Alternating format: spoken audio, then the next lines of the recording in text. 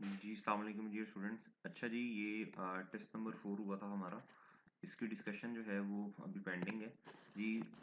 25 marks का test था, 45 minute से इस टेस्ट के।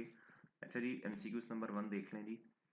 कहता है जी, what is the approximate recoverable amount. अच्छा जी, कहता है जी कैरिंग अमाउंट जो है क्वेश्चन में, कहता है 30 जून 2023 पे 26 मिलियन है। Fair value of the plant जो है वो 25 मिलियन है। कहता है वाइड इट्स डिस्पोजल कॉस्ट जो है वो 3 मिलियन है।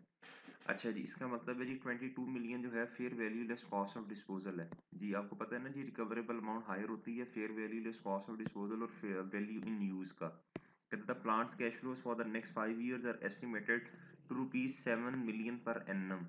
अच्छा जी, ठीक है जी। तो इस पे तो फिर वो फार्मूला लग जाएगा एनवीटी का। प्री टैक्स रेट जो है वो 16% है। तो 7 मल्टीप्लाई ये वो फैक्टर लगा दिया हमने। तो इससे कितना आता है जी 22.92। इन दोनों का जो हायर है वो है जी, ये 22.92 हायर है 22 से। तो इसको अप्रॉक्सीमेटली 23 कर लें आप। तो तो जवाब जो रिकवरेबल अमाउंट का है जी वो 23 है। तो इसमें कैरिंग अमाउंट का तो करना ही कुछ नहीं था। अच्छा, इस क्वेश्चन में आए। कहता है जी at what amount the warehouse will appear in the statement of financial position at 31 December 2019। अच्छा जी। कहते हैं जी डीएल जो है इसके पास वेयर हाउस है जो रेंट पे दिया ऑन 1 जनवरी 2018 पे। ठीक है जी। प्रीवियसली कहता है जी वेयर हाउस जो था वो was use in use of DL. ठीक है। कहता on 1 January 2018 carrying value and remaining useful life of the warehouse was 80 million and 16 years respectively. कहता है जी fair value of the warehouse on various dates are as follows. जी बिल्कुल ठीक है। अच्छा, अब आपको पता है जी, सिंपल सी बात है। ये नीचे लाइन पढ़िएगा, कहता है DL has the policy of measuring investment property at fair value. उसने पूछा जी किताबों के अंदर ये एसेट कितने में पड़ा होगा, तो बड़ी सिंपल सी बात है। 31 दिसंबर 2019 पे ये एसेट इतने में पड़ा होगा। सही है जी। अच्छा जी, पहले देखें ना, 1 जनवरी 2018 पे आपने फेयर वैल्यू पे एसेट को जब रिकॉर्ड किया तो इन्वेस्टमेंट प्रॉपर्टी जो थी वो 104 पे आ गई। ठीक है। उसके बाद ये क्या हुआ जी, 96 पे चला गया। हमारा काम नहीं है, खैर 2018 तो हमारा साल ही नहीं है, हमने 31 दिसंबर पे देखना है। तो वो 115 पे पड़ा होगा। ठीक है, इसका जवाब है जी 115। क्वेश्चन नंबर 2 पे आए। कहता है जी calculate carrying amount of plant. जी बिल्कुल ठीक है जी। अच्छा जी, कहता है टेलीबाथ ने एक्वायर किया प्लांट जिसकी कॉस्ट है जी 800,000 ऑन 1 अप्रैल 2020। जी ठीक है। कहता है जी date is use to produce and package pharmaceutical pills. कहता है जी एस्टिमेटेड रेजिडुअल वैल्यू है जी 50,000। जी बिल्कुल सही हो गया जी। और उसके बाद एस्टिमेटेड लाइफ जो है वो 5 साल है। कहता है इन दोनों में से कुछ भी चेंज नहीं हो रहा। टेलीपाथ जो है वो सीधा लाइन मेथड इस्तेमाल करते हैं जी। ठीक है जी। 31 मार्च 2022 यानी 2 साल गुजरने के बाद। ठीक है जी। पहला साल का एंड हुआ होगा 21 पे, 31 मार्च 2021, और दूसरे साल का एंड हुआ होगा जी 31 मार्च जो है वो 2022 पे। कहता है Telepath was informed by a major customer. एक मेजर कस्टमर था, उसने इन्फॉर्म किया टेलीपाथ को, who buys products produce by the plant. अच्छा जी, कहते हैं इस प्लांट से जो प्रोडक्ट्स प्रोड्यूस होती थी, वो जो कस्टमर लेता था उसने इन्फॉर्म किया कि वो फ्यूचर में ना ऑर्डर प्लेस नहीं करेगा। अच्छा जी, बिल्कुल सही हो गया। अब एक बात सुने, जब जिस प्लांट से चीज़ें बन रही हों और रही बात है उस प्लांट से चीज़ें बनाकर आप मार्केट में सेल करेंगे ना, तो कोई कस्टमर उससे परचेज करेगा। आप एक मेजर कस्टमर था, वो चीज़ें परचेज करता था। सही है जी, आपके लिए सेल होती हैं, सॉरी टेलीपाथ के लिए। अब वो जो सेल है, अगर वो नहीं होगी तो देखें उस प्लांट का चार्ट थोड़ी थोड़ी डालना है हमने। तो वो तो इम्पेयरमेंट की इंडिकेशन है ना एक। अच्छा जी, कहता है even before the information was known Telepath has been having difficulty finding work for this plant. कहता मेजर कस्टमर था, वही हमसे ज़्यादा चीज़ें लेता था जो इस प्लांट से बनती थी। कहता अब मुश्किल हो गया हमारे लिए इस प्लांट को चलाना।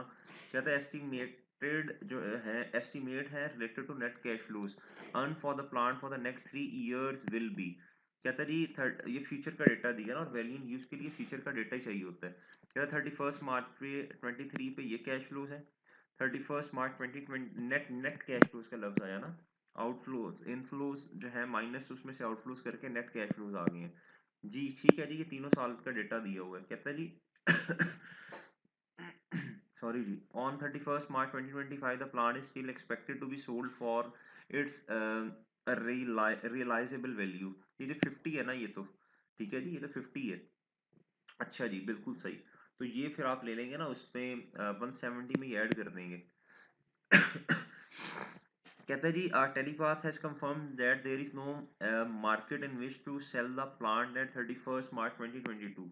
जी ठीक है जी, इसका मतलब fair value less cost of disposal नहीं है, एक्टिव मार्केट नहीं है इस प्लांट की। हो सकता है, पॉसिबिलिटी है जी। प्री टैक्स रेट आपने ढूंढना है जी सवाल में, वो है जी 10। इसको इग्नोर कर दें, जिस तरह कुछ लोगों को हम इग्नोर करते हैं अपनी ज़िंदगी में, बिल्कुल इस तरह इसको भी इग्नोर करें। अच्छा भाई, अब इधर आए। अब मैं क्या करूंगा जी, सबसे पहले तो वैल्यू इन यूज़ है, वैल्यू इन यूज़ आ गई जी, तीनों सालों की मैंने लिख दी। 170 में 50 ऐड कर दी, इतने का एसेट बिक जाएगा एट द एंड ऑफ 2025, जब उसकी लाइफ पूरी हो जाएगी। तो ये डिस्काउंट फैक्टर लगाया, ठीक है जी। ये किया, इधर ये किया होगा, ठीक है, इधर ये किया होगा, ठीक है, लेकिन आपने ये फैक्टर ही लिखना है इधर। तो भाई ये ए को बी से मल्टीप्लाई जब करेंगे तो ये जवाब आएगा तीनों का। ये प्रेजेंट वैल्यू आ गई फ्यूचर कैश फ्लोज की, जिसे हम डिटरमिन करते हैं प्री टैक्स की बेसिस पे। अच्छा जी, अब उसके बाद क्या हुआ जी, अब ये तो वैल्यू इन यूज आ गई ना हमारे पास। अब देखना जी कैरिंग अमाउंट कितनी है। भाई देखें, 1 अप्रैल 2022 पे 2020 पे सॉरी, कॉस्ट 800,000 है। 31 मार्च 2 साल गुजरने के बाद मैंने इकट्ठी क्यूमुलेटेड डेप्रिसिएशन निकाल ली है। 800 माइनस 50 डिवाइडेड बाई किया, डिवाइड 5 सालों से किया, 1 साल की डेप्रिसिएशन आ गई। 2 सालों से मल्टीप्लाई किया तो क्यूमुलेटेड डेप्रिसिएशन आ गई। बुक वैल्यू है जी 500। अच्छा जी, अब देखें जी, हमारे एसेट की औकात असल में कितने ही है, 514 है। ये पढ़ा किताबों में 500 से है, तो भाई अगर वो एसेट जो है उसकी औकात ज्यादा है, पढ़ा कम से है, तो चुप कर जाए आप बिल्कुल, जिस तरह एसेट बेचारा चुप करके बैठा हुआ है। तो भैया इम्पेयरमेंट लॉस तो है ही नहीं ना। तो no impairment loss on this asset as the recoverable amount is greater than the carrying amount of the asset. तो भाई फिर खामोशी बेहतर है। तो ठीक है जी, कैरिंग अमाउंट फिर कितनी होगी, जितने भी एसेट पड़ा हुआ है यही उसकी कैरिंग अमाउंट है 500। ठीक है जी, तो यही जवाब आ गया फिर ये। चलें क्वेश्चन नंबर 3 पे आएंगे, तो खैर आसान सवाल था। क्वेश्चन नंबर 3 जी अच्छा क्वेश्चन था ये। ये रिसेंट अटेम्प्ट में क्वेश्चन आया था जी। अभी जो पेपर हुए सितंबर सितंबर 2023 की जो अटेम्प्ट थी, उसमें जो FR1 का पेपर हुआ, उसमें सवाल आया था, आसान सवाल है। कहता है जी, prepare the notes on PP property plant and equipment and investment property to be included in TL's financial statement for the year ended 31st December 2022। तो भाई इधर देखें जी, ईयर एंड है 31st December 2022। भाई स्टार्ट कब हुआ होगा, 1 Jan 2022 पे। अच्छा जी, जी कहता जी द फॉलोइंग, अच्छा नाम इसका बस चेंज किया है मेरा ख्याल, ट्रॉट लिमिटेड के नाम से ये क्वेश्चन है पास पेपर में, जो पिछले अटेम्प्ट में आया है। जी सॉरी जी। कहता है details of the property plan and equipment as at 1 Jan 2022 are as follows. जी कहता जी, इक्विपमेंट है उसका डेटा दिया हुआ है जी, कॉस्ट या रीवैल्यूड अमाउंट, एक्यूमुलेटेड डेप्रिसिएशन दी हुई है, और कहता है जी रिड्यूसिंग बैलेंस मेथड है जी, बिल्कुल सही हो गया। तो रिड्यूसिंग बैलेंस मेथड है तो हम नेट नेट बुक वैल्यू चाहिए ना फिर। तो चले, ये और सब्सिक्वेंट मेजरमेंट कॉस्ट है, ये आपको पता है जी, वो हम उसमें मेजरमेंट बेसिस वगैरह लिख रहे होते हैं। ऑफिस बिल्डिंग है जी, इसके ऊपर जी है जी स्ट्रेट लाइन मेथड है, और ये 10 साल दिए हुए हैं। और रिवैल्यूएशन मॉडल है, कहता है ये रिमेनिंग यूजफुल लाइफ है, ये रिमेनिंग लाइफ है at the date of last revaluation. तो यार देखें, मेरा नहीं ख्याल कि इस सवाल में की ज़रूरत है आपको दोबारा लाइफ निकालने की, बस इसी से भी गुजारा हो सकता है, डेप्रिसिएशन आ जाए नहीं है इससे। बाकी हाँ, कुछ बच्चे परेशान होते हैं कि सर हम डेप्रिसिएशन वो जो लिखते हैं जी यूजफुल लाइफ कितनी है या रेट कितना है, तो उसमें क्या लिखेंगे भाई, कोई मसला नहीं है, उसके 0.25 मार्क्स होंगे। तो परेशान ना हो, इसी बेसिस पे कैलकुलेट कर दें। अगर आपके पास रिमेनिंग, अगर आपके पास देखें ना यूज नेट बुक वैल्यू है, ये है ना, इसको इसमें से माइनस करें, नेट बुक वैल्यू डिवाइड कर दें रिमेनिंग यूजफुल लाइफ के साथ भाई। तो डेप्रिसिएशन तो ऐसे भी आ सकती है। अच्छा जी, कहता हूँ 1 Jan 2022, और इस सवाल में देखें ना क्या खूबसूरती है, इसी दिन का उसने रिवॉल्यूशन सरप्लस भी दी है।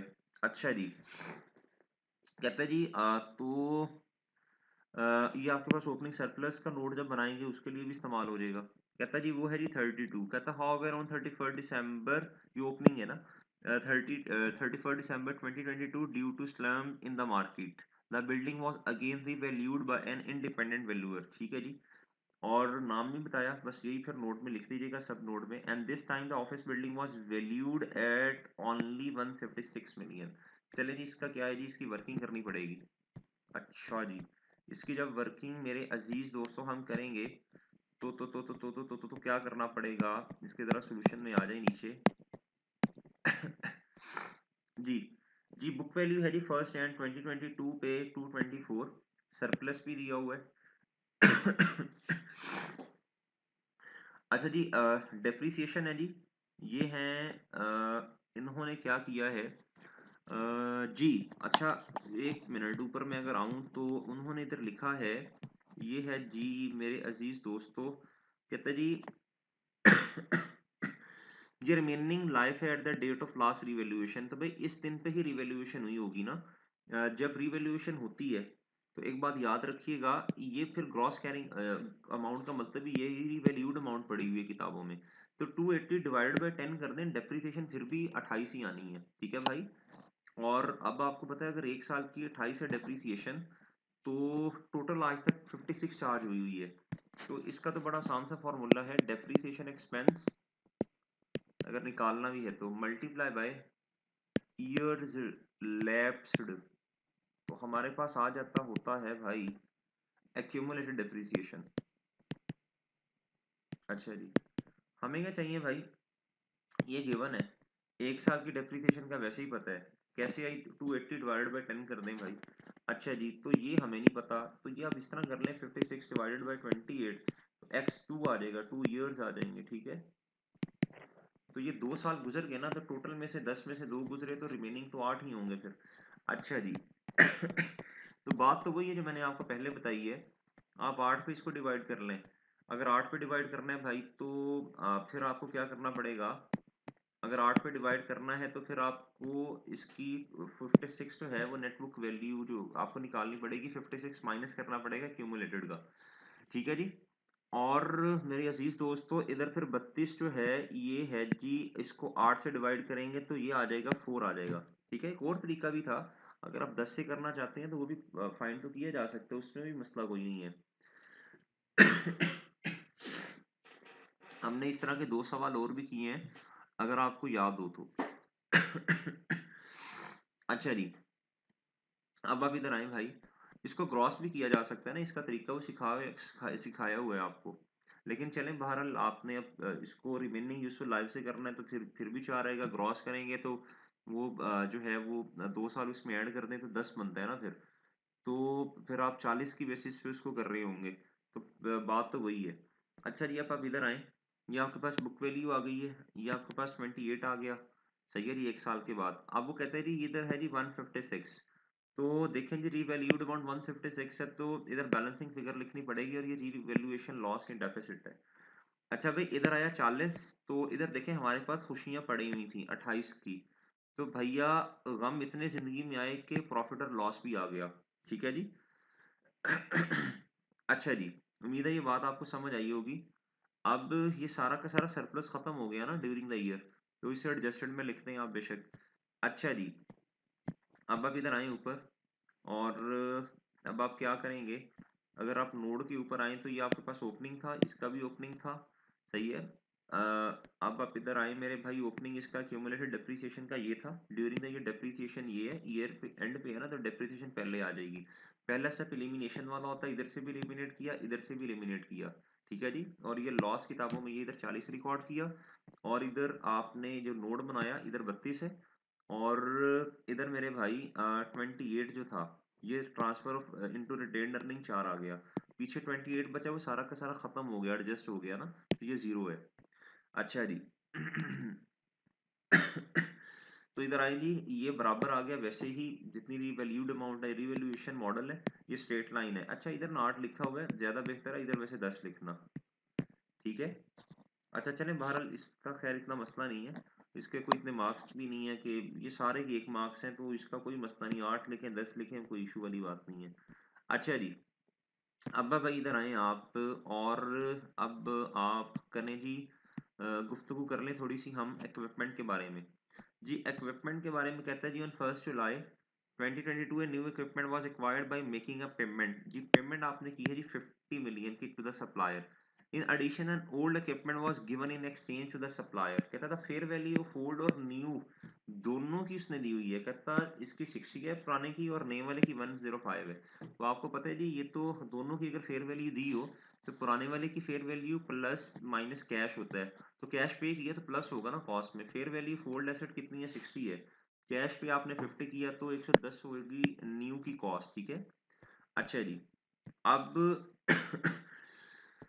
Old equipment has been acquired at a cost of 80 million on 1 July 2019। जी ठीक है, अब देखें ये डिस्पोजल भी है, पुराना डिस्पोज हो रहा है नया आ रहा है। तो अब आपने देखें क्या काम करना है, इधर आए। अब आपने जब डेप्रिसिएशन कैलकुलेट करनी है तो आपने डेप्रिसिएशन एक्सपेंस ऑन इक्विपमेंट में और net book opening asset less disposal, इसकी ओपनिंग की भी रिड्यूसिंग बैलेंस मेथड है, तो आपको नेट बुक वैल्यू चाहिए, डिस्पोजल की भी नेट बुक वैल्यू चाहिए।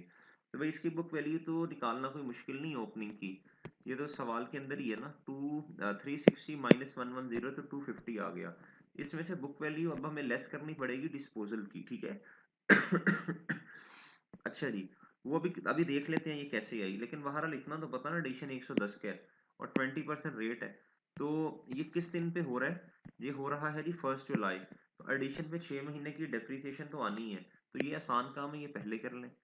अच्छा फिर आपको पता है जी, हम जो है ओपनिंग नेट बुक वैल्यू जब निकालते हैं तो उसके लिए शॉर्टकट इस्तेमाल करते हैं, हमेशा हर सवाल में ऐसे ही की है। ये उसका फॉर्मूला होता है जी, कॉस्ट इंटू 1 माइनस रेट, और इधर एन लिख देते हैं। रेट परसेंटेज में होता है 80, कॉस्ट है जी पुराने वाले की 1 माइनस 20% तो 0.8 आ गया।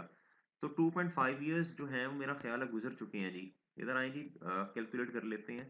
1 जुलाई 19 पे एसेट लिया ना, 19 में 6 महीने प्लस 20 में 12 महीने और 21 में भी जो है वो 12 महीने। तो ओपनिंग में अगर अब मैं आऊं तो 2.5 ईयर्स बनते हैं, ठीक है। तो एन इतना है जी। अच्छा जी, ये आ गया जी 46, इसकी बुक वैल्यू आई, सही है। इस बुक वैल्यू को आपने फौरन इधर से माइनस करना है, ठीक है। और इस पे 20% लगाएंगे तो ओपनिंग पे भी आप डेप्रिसिएशन कैलकुलेट कर सकते हैं। अब सिर्फ बात रहेगी डिस्पोजल की। डिस्पोजल 6 महीने पे डेप्रिसिएशन तो डिस्पोजल पे भी आनी है। अच्छा जी, अब इधर आएंगे बुक वैल्यू, इधर लिखें फॉर्मेट में। ये हमेशा हर सवाल में एक ही फॉर्मेट इस्तेमाल किया हमने। 46 जो है मल्टीप्लाई बाय 20% करें, मल्टीप्लाई बाय 6 पे 12 करें। ये 5 आ गई जी डिस्पोजल पे डेप्रिसिएशन, इसे उठाएं और जेट से इधर लिख दें। आपके पास टोटल डेप्रिसिएशन आ गई है 57 की। अच्छा जी, इसको नोड के अंदर जाकर रिकॉर्ड कर दें आप।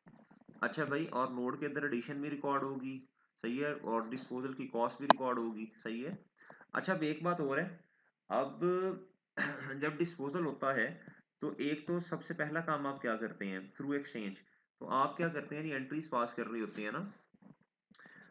जो पुराना एसेट है, आप सबसे पहले कहते हैं जी स्टेप नंबर 1 परफॉर्म करते हैं, एसेट कौन से वाला, ओल्ड, इसकी कॉस्ट किताबों से बाहर फेंकते हैं, ठीक है जी, वो 80 है। अच्छा जी, वो 80 है। अब स्टेप नंबर 2 क्या होता है जी, एक्यूमुलेटेड डेप्रिसिएशन। जारी बात है ये तो ओल्ड की होती है, ये स्टेप नंबर 2 होता है। अब देखें जी, अब आप देखें डिस्पोजल पे जो बुक वैल्यू है वो 41 है, तो cost minus book value at the date of disposal वो 41 है, तो एक्यूमुलेटेड डेप्रिसिएशन 39 है। तो इधर लिखते हैं जी 39, ये स्टेप नंबर 2 भी हो गया आपका। नए एसेट को रिकॉर्ड करें, एसेट न्यू। अब एसेट का नाम मेरा ख्याल इक्विपमेंट है, चलें कोई नहीं, बस वो 110 आपने पहले ही निकाल लिया हुआ है ऊपर। अब कैश कितना पे किया, वो किया है भैया 50 मिलियन। तो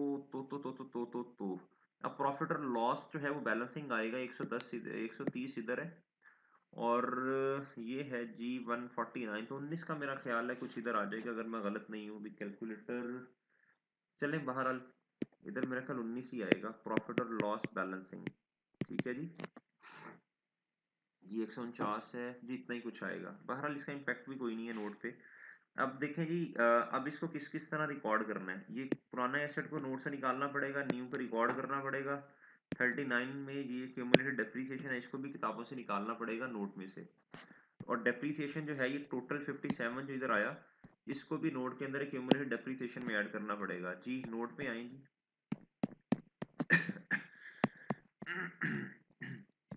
360 ओपनिंग था जी, एडिशन 110 की ऐड कर ली और ये कॉस्ट डिस्पोजल की माइनस कर दी। 110 जो था ये ओपनिंग थी जी क्यूमुलेटेड डेप्रिसिएशन का, ये 57 मैंने निकाल ली, इधर 56.4 है तो मसला नहीं है, राउंड ऑफ का इशू है। तो डिस्पोजल मैंने 39 लिखा, इधर 38.5 है, वो नेट ऑफ कोई मसले वाली बात नहीं है, ठीक है। ये डिस्पोजल की क्यूमुलेटेड डेप्रिसिएशन किताबों से निकाल ली है, तो ये तो आ गया जी 127, इसको माइनस करें 261 होता है, 262 है जी। ये कॉस्ट मॉडल है, रिड्यूसिंग बैलेंस मेथड 20% आ गया जी। कहता revaluation was performed by independent valuer, जी बिल्कुल ठीक बात है। Had there be no revaluation, जी इसका एक शॉर्टकट भी होता है जी। इधर आए जी 156, कहता है अगर रिवैल्यूएशन ना होती तो ये एसेट 156। अब इधर देखें इसके अंदर प्रॉफिट और लॉस, अगर रिवैल्यूएशन ना होती तो ये प्रॉफिट और लॉस 12 से भी ना आ रहा होता, तो इसको इसके अंदर ऐड कर देना, 156 प्लस 12 करें तो 168 है, ठीक है। तो 168 आ गया जी। तो ये तो वैसे आपको बता दिया, खत्म हो गया। अच्छा जी ये भी हो गया जी।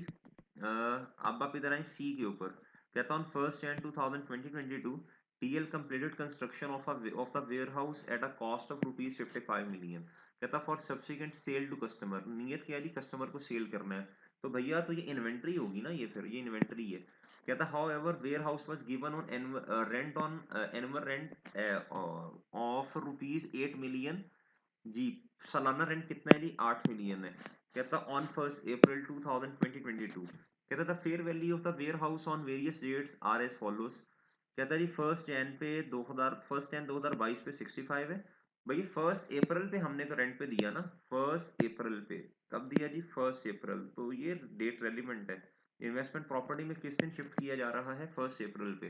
तो भाई इसकी एंट्री क्या होती है जी, आपने इन्वेंटरी को किताबों से बाहर निकालना 55 से, इन्वेस्टमेंट प्रॉपर्टी को फेयर वैल्यू से रिकॉर्ड करना है, फेयर वैल्यू मॉडल इस्तेमाल किया जा रहा है भाई। प्रॉफिट और लॉस में 18 बैलेंसिंग आ जाएगा, ठीक है जी।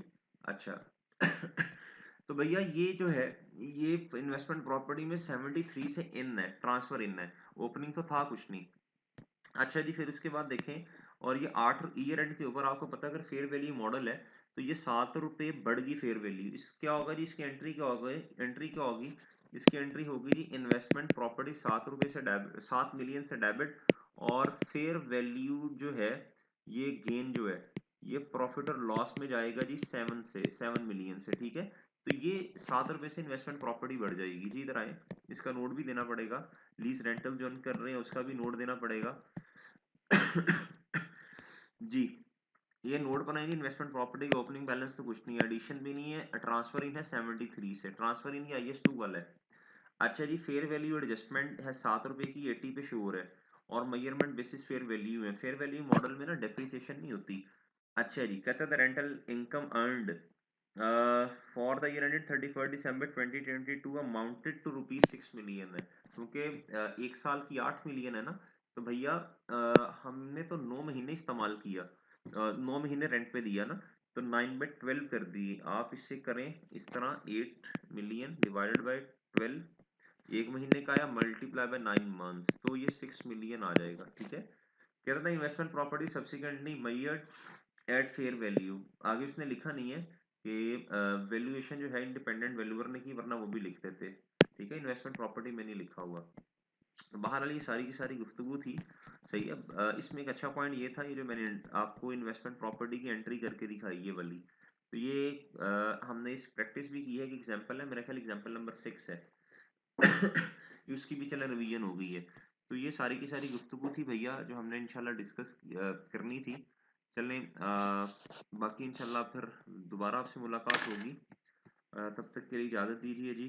अल्लाह हाफिज़, अस्सलाम वालेकुम।